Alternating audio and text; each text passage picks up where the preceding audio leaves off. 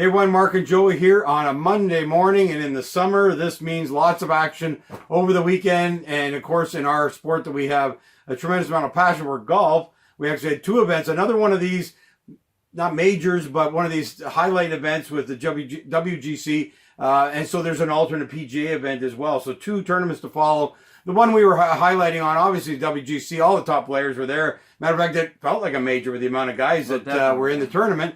So fantastic, and of course I had another great week. Yeah, you were okay. Anyway, I had another good week of picking off my players and Joey. But tell us overall. Wow, we kind of dismissed Brooks because it wasn't a major, but I guess it is enough of a major that he turned it on. Well, I think at the end of the day, Brooks just needed to be in a position through 3 rounds for him to decide to try on Sunday, I guess. But no, he tries in these big events. He says he doesn't practice unless it's a big event. Honestly, it's so close to a major that since he doesn't normally play back-to-back weeks either, so since he did, I don't really feel like it mattered how much he put into the practice of this event. He was already prepped and well go. So, really, it was just a good follow-up event for him.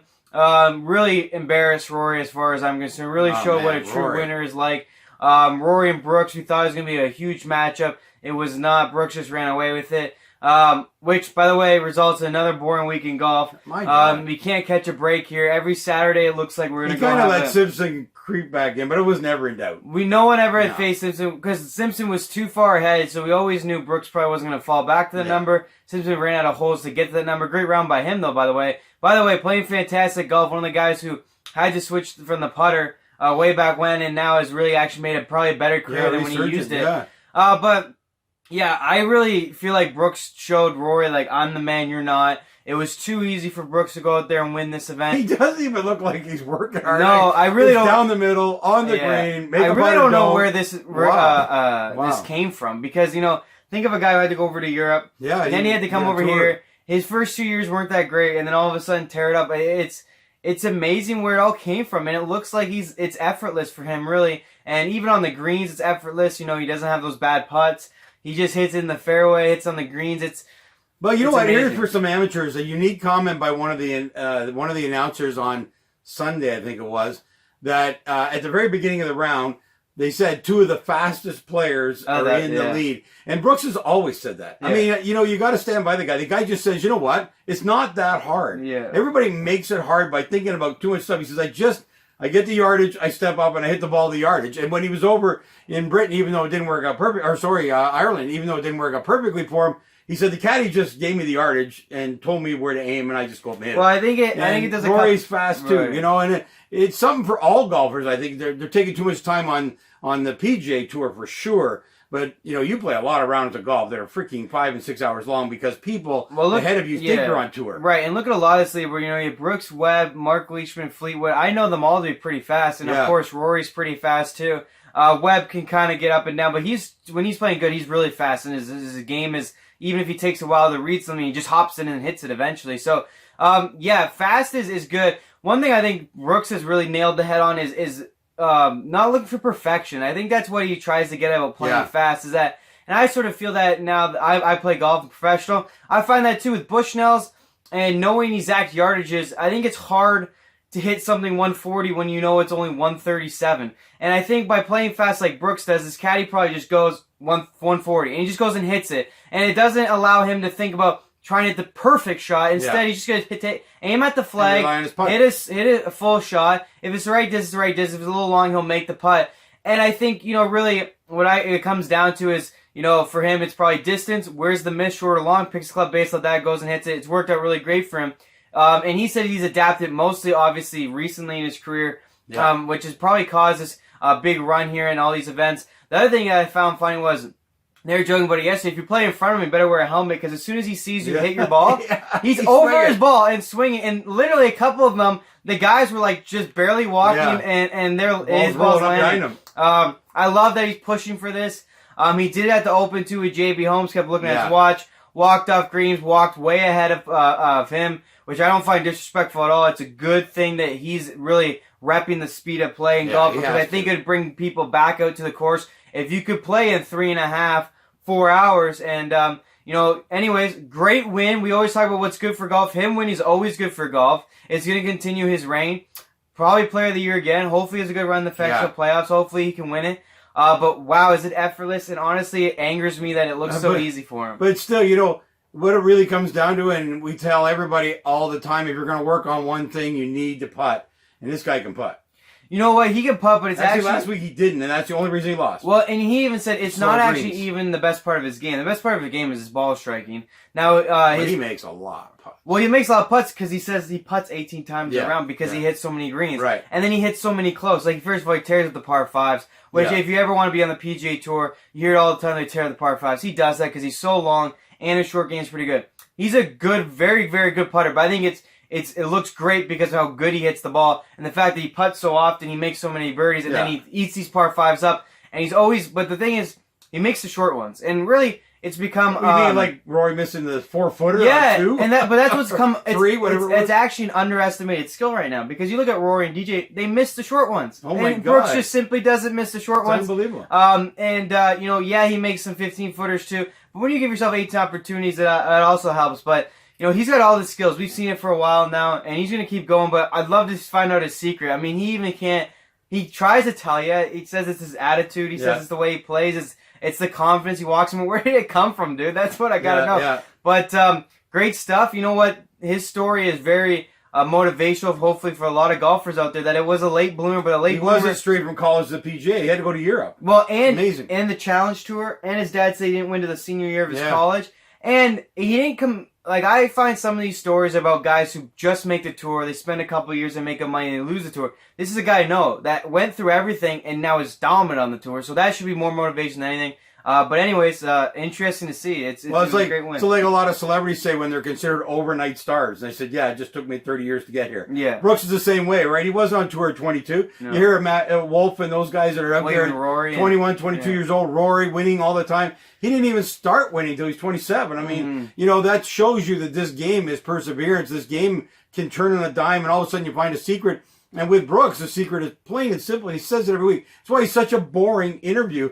The announcer's trying to get something out of him. He has nothing, and it's not actually his fault. I've kind of put him down for not being a media darling like the others are. But he really has nothing to say. Well, I just hit the ball where I've told my caddy. I think his brain is so simple, it's so straightforward that it seems like he's being rude, but actually I think that's all he's got. You're right. It's a miracle. Think that's just how he plays. When they try to get information, as some of these guys speak, will talk your ear off for an hour because there's so much going through his head. He literally, I just don't think has anything through his head.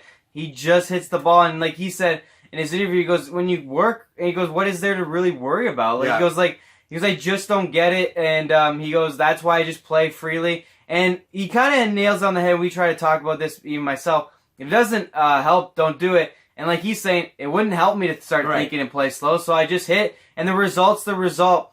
And you know, it's special, man. It's special how he turns it on too. Like the way he wins is so simple, and the way he was top 4 in all these majors. Honestly, never a doubt. And I'm interested. Hopefully, he can get the Tour Championship too. Going to be a big year. Going to be Player of the Year back to back, and we're really looking at some real dominance going forard, and maybe a chance at a record. Maybe a chance. He is a guy who, if he can win 2 a year... He's too behind Jack, but he's winning at a dominant rate, and he's winning in an era where I don't feel you have a lot of... you have random winners. You have random winners, but you don't have a guy as dedicated as him right now. But look at every week, too. Look at how old all the guys are who are winning. And I don't want to call Brooks old, obviously, but he is going to be pushing 30. You've got Leishman there. Guys, every week is like this. The young guys are winning these off-week ones, which we're going to talk about, but they're not coming on tour and winning majors and doing these kinds of things that, like we had when Spieth came on board and Rory came on board, and they stalled. And even though if you look at, you've got to look at Brooks against Tiger, and people say, oh, Tiger at 30. But don't forget, Tiger missed most of his 30s.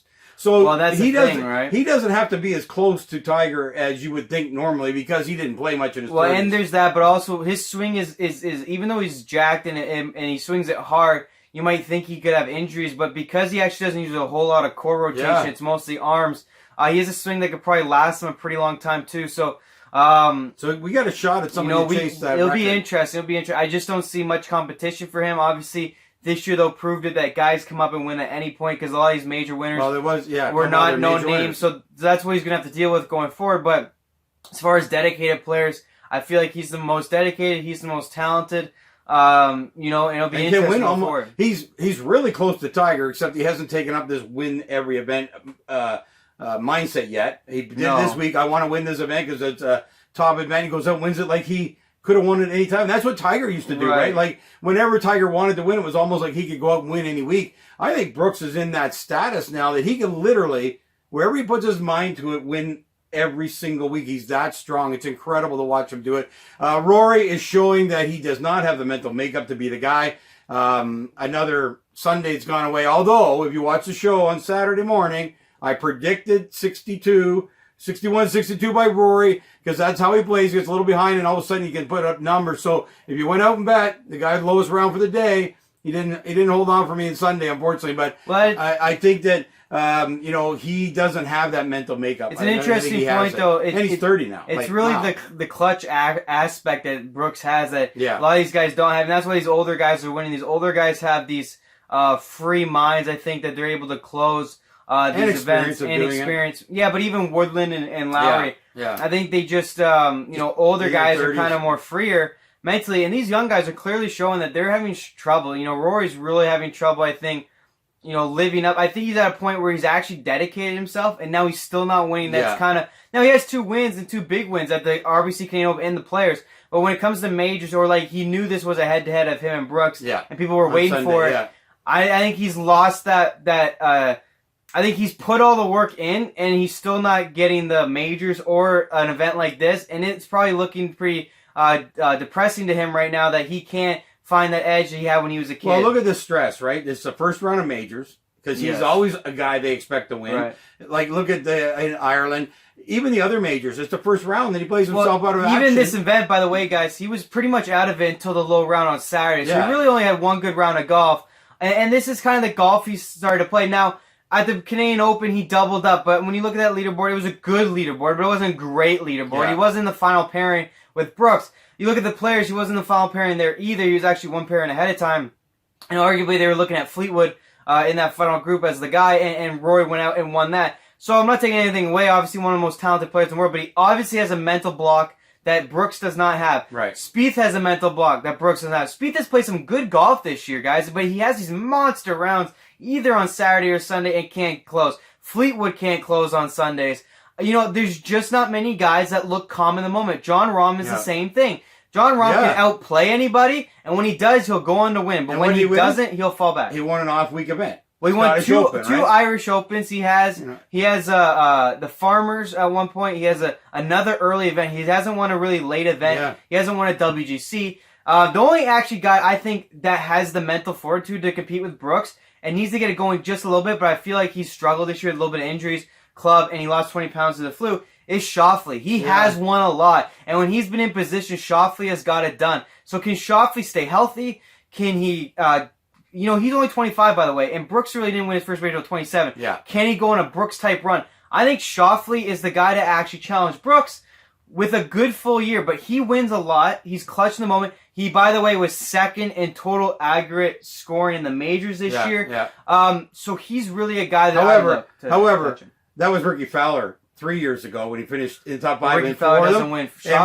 And Ricky did nothing after. So Schauffele, I hope he does have it. Yeah. He certainly has been, he has grown up to be tough enough to win. That's been an expectation on him his whole life. So maybe he does have that kind of I'm just saying mentality. He looks like the most Brooks to me. I mean, first of all, like I said, he has a lot of wins. And he even last year had good major finishes this year. He needs to win one soon, but I think once he does, he could be the Brooks type of year. And I just think he has that mental side of him that these other guys aren't looking to have. So I'd say Schauffele's my best bet, but I'd rather see...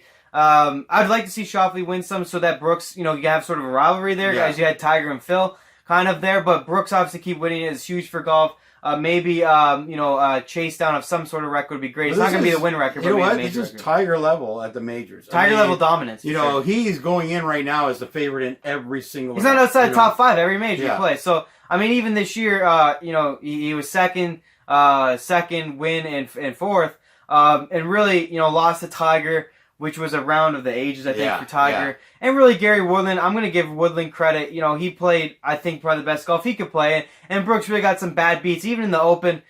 Shane Lowry really running away with it. He kind of got unlucky, and he really won the one he should have won. He ran away with that. Yeah. But the year before, he's just there, and majors are going to keep falling in your lap. If you're there often enough, you're going to win. That's just the way it is. They're going to keep coming. So anyway, if you guys are playing golf on wagering, on some of the wagering sites, golf is very popular these days. You want to stick with me? You've got some, you got some good money there on Rory's Saturday. But I also want to talk about my original pick, which was Billy Horschel finishing 9th.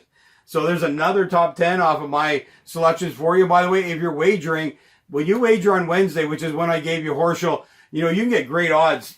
One thing's to win, which is so difficult to actually pick a winner. But top 10 and top 20 are big bets. And, you know, when we were in the British Open, we predicted, you and I both predicted all the guys who missed the cut.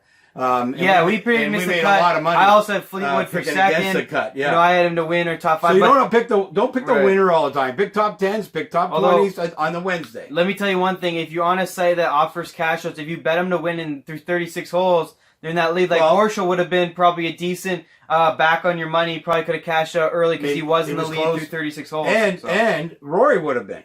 Because he would have been long odds at the end of 36. By the time that big round 54, cash out on him because he plays bad Sundays. So something for you to look at. And in fact, we're going to be relaunching our wagering show soon here. Probably more towards the start of NFL hockey and basketball getting going. Love our football. And you know, we'll start to get back at it. We've had a lot of requests for it. We kind of fell off because we ran out of time. Well, even the playoffs and we're not big baseball wagers. No, but the playoffs, I'll get into playoffs. Obviously, right now, I feel it's always too difficult. Anybody wins any day. There's too many pitchers pitching right now. There's too many pulls of starters. You know, they allow them go. Even if they've given up 5 runs, they might go like, just let them keep going. So we don't really wager baseball till the playoffs come around, where they know they have to win. They're going to do everything. We are going to stick on golf because it's what we're good at. It's what we know. So all summer here, the next 6 weeks will be golf until we get into the season starting for all the major winter sports, and we'll get onto a full program for that. Anyway, another great week in golf. And real quickly, the other event. But not a great, again, you mentioned earlier, like, man, we'd love to see a playoff. Oh, no close events. Another one that's not playoff. And even though they're going to say Simpson got close, never was close. Let's be realistic. So another bad weekend in golf. Now, I don't know what the cause of this is, but it's baffling to me. We have not had a playoff. It's not been even a close finish. We have not had a putt to win. We have not had it come down to one shot. It's been really... Actually, sorry. The one event with Matt Wolff was exciting. I'm not going to lie. That was an off-week event. Yeah, it wasn't your guys. It was DeChambeau, obviously, great putt and great putt by Matt Wolff, but it wasn't your guys. So this is another disappointing week as far as close this goes. Hey, guys, here's one thing. We had another event this week. We talked about this a lot. This is going to happen a lot more of this schedule because it's tighter and all the events seem to be major. So we're going to have more of these off-week events. But this week... you should have been watching if you weren't, because they use the Stableford method. And I love this method of scoring. It's weird. I looked at the standings, and I don't know why it threw me off, but somebody like plus 24 wins the tournament. Like, took me a minute to get... Plus 47. It gave me a heart attack. Yeah, I was like, what? So it takes a little bit of mind when you're watching it, you get it. But when you look at the Monday standings, you go, oh, wait a minute. But anyway, Stableford is where they give you points for success. I love the format. It takes away some guy playing himself out of it. It's kind of like a match play. It's like if you get a triple, you don't get banged like you do in a regular event. You just don't get any points or you lose 1 point. But I love the idea of success. These guys going for birdies, really trying to shoot the lights out, and we had another young winner. Yeah, well, first of all, I agree with you. It is really fun because you know, you actually may not shoot the best score any day and win the tournament because you have the most eagles and birdies and really have a ton of bogeys, but bogeys are just 0 typically, I think, on there. So it is a fun system. I don't like to see it too often. This 1 week is cool, I guess, but I still like the traditional way of golf, obviously. But it was a cool week. But more importantly, okay, let's be clear. You're coming from a golfer standpoint, so you got a little traditionalist there. Yeah. I'm coming from a fan perspective. Every sport, it's nice to change it up a little bit, to get the rhythm of every week out of the way and do something different. I talked about this on the tennis side where they have doubles and mixed doubles. And, you know, I found that really, really exciting to watch and fun. And I found this event the same thing. It does kind of take away from the win. That's what I mean. Get it. It's like, weird. He won this event, but you kind of go, okay, it's not a real event, so it doesn't really count. Hey, you know what? PGA Tour, win the event. Real quick, get everything with it. If you do like this system, one place I'd like to see is AT&T Pebble Invitational. Now, the reason why I like to see that is they play with amateurs. Yeah. It'd be nice that if they got such a high score, they just pick up the ball. So I would like... Sorry. you're on a great point about that, but I'm going to tell you, as an amateur golfer, play this instead of playing score when you're out with your buddies. Action will go faster. You'll have more fun. You know, you won't be getting a quad while they're getting a par and you feel bad about it. And your grandfather and seniors, they actually give you points for par and don't take away when you're bogey or higher. Well, it's right? the same thing. They it. play the Stableford shot style. It's cool. But really anything over a bogey or higher is the same amount of points. Yeah. So if you reach the bogey number, you just pick it up and enjoy your time. That's why I like to see it at the AT&T. Yeah. But let's get focused on the winner here because it's actually quite a big deal. Another young guy. Colin Morikawa. Sorry if I butchered that name, but I think it was pretty close. Actually finished second to Matt Wolff in that head-to-head matchup they had. And by the way, in that matchup, if he hadn't kind of stalled on the front nine, he would have won. He was amazing on the back. But also, if it wasn't for that big putt by Matt Wolff, it's a playoff. He should have been there, But Colin was there, and what a great win for him. These two young stars came out, and in that final day, they talked about them for a while, and they said, this guy's going to win. Only 2 weeks. Yeah. 3 weeks later, he wins. Just incredible. What a swing, by the way. What a smooth, kind of your perfect. Matt Wolff's kind of your new swing, which is do whatever you can and hit as far as you can. Morikawa's more of a swing of, perfect simplicity, Adam Scott style of swing, just perfect. I'm glad he got the win. Another young kid, 22 years old. Him and Matt Wolff might be stars in the future. Big wins for both these kids. I can't believe it, though. They said he was going to win probably when he lost to Matt Wolff, and here it is a couple weeks later. To be fair, has played amazing golf. To be fair, almost a college event again, with all the big players playing the WGC or resting. Well, here's what these guys got to do. We see this because we're close to Canadian golf. I mentioned this a few weeks ago at the Canadian Open. All of our Canadians have won one event and have not been able to take that next step. So you know what's going to excite me? When one of these guys can win a full event with all the great players there, that's going to tell me they're ready to go. Right now it tells me they can beat everybody else, but they haven't gone against the best. Right. So I'll be looking for that win to solidify about them being young and about them being great. I'm looking for that to happen because I see with all our Canadian guys, they all won off week events. That's how they got their first win. So did Speed. But there's phenoms in the game and he's struggling right now. But these guys have all won one event. There's tons of guys who won one event and don't get the second win. Here's a couple things I'll say. One is obviously Canadians are older winning these one events, and it's not really the career, like the amateur careers either. Like you gotta remember, Morikawa and Wolff had like Jordan Spieth, Tiger Woods level amateur careers. So I'm thinking a win like this really. What it does is it doesn't force him to go back to web.com, which is nice because really could get buried there. For sure. But he hasn't finished outside the top 20 in all his events. And he's played 8 PGA Tour events. That's incredible. That's more impressive than even Matt Wolff because I know Matt Wolff got the win, but he's been up and down a little bit. This guy is a model of consistency. Now, is he going to be that player that is just very consistent, gets the odd win, or can he turn on and wins? I feel like Matt Wolff's more of the winner, but can miss some cuts. Morikawa seems like the guy who's going to be top 20 all the time and be an ATM, as we like to label guys who do that, may have less wins. We'll see. Matt Wolff is obviously even a little bit better, only 20 years old, and no one who's won as young as that has ever had a bad career. They've all been Spieth, Rory, Tiger, and Jack, obviously. Morikawa, though, at 22, same deal. It'll be interesting. The fun fact is we're looking for someone to get going. Hopefully one of these two can get going because I like the back of the amateur career following up to a win.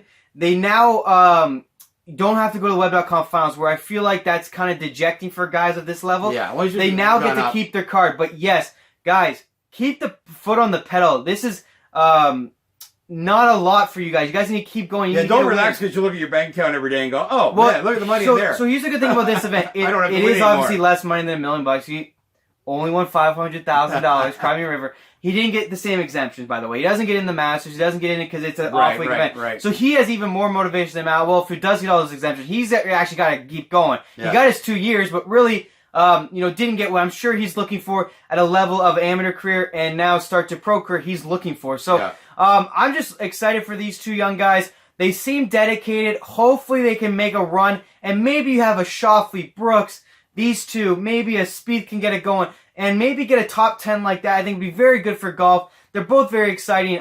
That duel they had was very cool. And maybe down the road it will be world number 1, world number 2, and they'll be dueling again. I think that's just maybe a cool foreshadowing of these two players. But it's good he gets a win. He doesn't have to go down to the web.com. He gets to stay on the PGA Tour. He's got his card now for a couple years. I think he might even get in the FedEx Cup, I think, now because if he has enough points, now when you win, you become a member. So that's all you got to do. So It's just very cool right now for golf. I think that you're getting these young stars, you got some current stars, and just hopefully they can build on these careers and really make a run for Tiger or Jack. We want to that's see what it. we want. That's what we want to see. And young guys attract young players, and young kids get. Well, into I think the game Matt and all Wolf that kind brings of a stuff, style. you know? Matt Wolf kind of is going to be more marketable only because his style is very unique, and I think you'll see a lot of young kids kind of go more towards him because he has the Ricky flair of his style, and then the swing's so cool. You'll see every kid on the range trying it. I was on the range the other day. I saw adults trying it, so they're all going nuts. So he'll be kind of like the marketing and player kind of guy, where Miracle will be more of the quiet, just a good player. Will get some wins. Will play very well. I think that's more of the careers we're looking for. Matt Wolf's really the guy. If he can go nuts, would be huge for golf because he's so quirky. He hits it a mile. He's young. He's the typical golfer of these days. And really is more of a winner than a play safe and make money kind of player. So I think it'd be very exciting. But no matter what, good win for him in the off week. Flying on the radar there, but good win. And take him when you can get him. Hey, it's going to be exciting golf going forward, and hopefully one day I can join them. That's for sure. And we're looking forward to another event. We'll be back on Wednesday. What do we got coming this week? We got the Wyndham, guys. It's actually the last event for the FedEx Cup. Yeah. Wyndham Championship. First off, I want to say congratulations to Wyndham. They put in a bonus for the regular season. Top 10 guys get more money because they need it. They don't make enough of it. But anyways, it motivated them to play harder during the regular season. That was the point. I think it worked. Brooks is going to get that as well. Rory's going to get a good little pay. So top 10 guys are going to get a good paycheck from Wyndham Some good bonuses for being in the top 10. But this event, guys, you're going to think it's a nothing event. You want to talk about pressure. You want to talk about emotion. These are guys who aren't making $5 to $10 million. They're not getting sponsor money because they're only getting money from sponsors when they get on TV. Yeah. This week, guys, is the most heart-wrenching, the most nerve-wracking week of golf you'll ever see in your life. I guarantee it. Turn it on and watch these guys compete for the last spot in the FedEx Cup. Well, Nick Taylor, Canadian. Both years have been 124. Yeah. He has gone through the ringer. This event, trust me, is worth watching. And it's all on the leaderboard. Where they are, where they can go. My God, this putt puts them 110. This putt puts them 136. Exactly. If this guy makes it, this guy's in. If this guy, it's just incredible. Now, I haven't looked at who's all playing, and they don't have to commit. But here's what I'm predicting. Wyndham wins the Wyndham Championship. Now, who am I talking about? Wyndham Clark. Wyndham Clark. What, 3 weeks ago? Yeah. He was right there, right? So I'm giving you a prediction. I don't even know he's playing. I haven't looked even at the event yet. Well, he's playing. He's playing. Wyndham wins Wyndham would be the classic sports story of the year. So that's my prediction. And we're going to Here's my early prediction is Jordan Spieth wins. He's playing an event. There's not a lot of top guys there. You want to talk about a week where he could really do some damage and maybe get his confidence rolling. He's finished second in this event before, lost in a playoff to Patrick Reed. He likes the course. I think he's going there simply for this reason. He thinks, there's Webb Simpson, Brandt Snedeker, there's some play, but there's no big names. And I think if he got to a lead, his confidence, I think, would go up simply from the fact that he'd look at the leaderboard and go, make something out of the FedEx Cup. So I think watch for Spieth this week. I think he might be a dark horse. Well, we're also going to do a little feature on Spieth. We'll talk about it. And we're going to do a feature because we have a reason why he's been struggling. Well, we know we're going to talk about it, and we're going to do a feature on Spieth because we are thinking he's back. We're going to talk about what took him off and what has brought him back because we think he's on the cusp of another win. So anyway, we're going to do a special show on that. What a great weekend. We're looking forward to the FedEx Cup, obviously. So the next 4 or 5 weeks of the PGA is going to be fantastic. Join us every Wednesday, Saturday morning, I guess. We do the show Friday night. You can catch a little bit of it. Wednesday, Saturday, and then Monday as the recap as we look at each event. So we'll look forward to talking to you Wednesday.